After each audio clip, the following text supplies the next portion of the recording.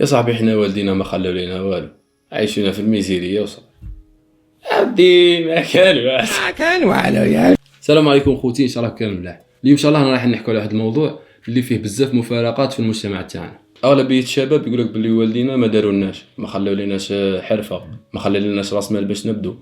بصح يحسن عاونهم، الوقت تاعنا وتاعهم ماهوش كيف. ما عاشوش الرفاهيه اللي رانا عايشينها، وتربوا في ظروف قاسيه كما يقول لك قله الشيء، وخدموا باش يوفرونا الاساسيات. كما وانت صغير والديك موفرين لك دار، نوض الصباح تفطر، تلبس كرطابك، تلبس قشك اللي موفرينه لك هما، تمشي تقرا، ترجع تلقى ماكلتك واجده، تلقى الدفا، تريسين الماء. وزيد على هذا ثاني كبروك راجل، علموك القيم، المبادئ، الاخلاق، وعلموك الحلال والحرام ثاني. كما قلت لك وقتهم وقتنا واش كيف خاطر كانت كاينه نسبه الاميه كبيره وقت فات. كاين اللي ما قراتش بصح علمته الحشمه، علمته يعاون الكبير قبل الصغير، علمته يقول صحيت، وعلمتهم حتى يقدروا النعمه اللي راهم فيها.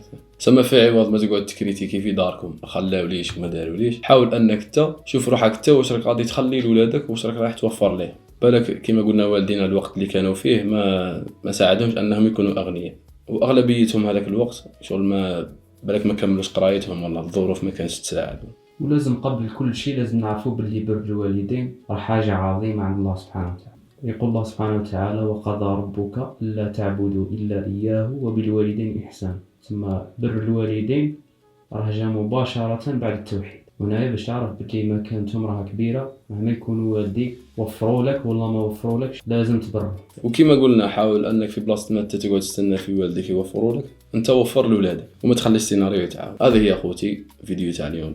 بارفا تاع اليوم فانيلا باودر راح توفر عندنا اخوتي. ما تنسوش تضربوا طلع في كونت انستغرام تاعنا سيفار بارفيوم. خلوا لنا رايكم في لي كومونتير على هذا الفيديو، على بالي كاين بزاف عندهم اراء ينجموا يزيدوهم لينا في لي كومونتير، بالك كاين نقاط ما تطرقنا لهمش. بارك الله فيكم خوتي وصحه فطور.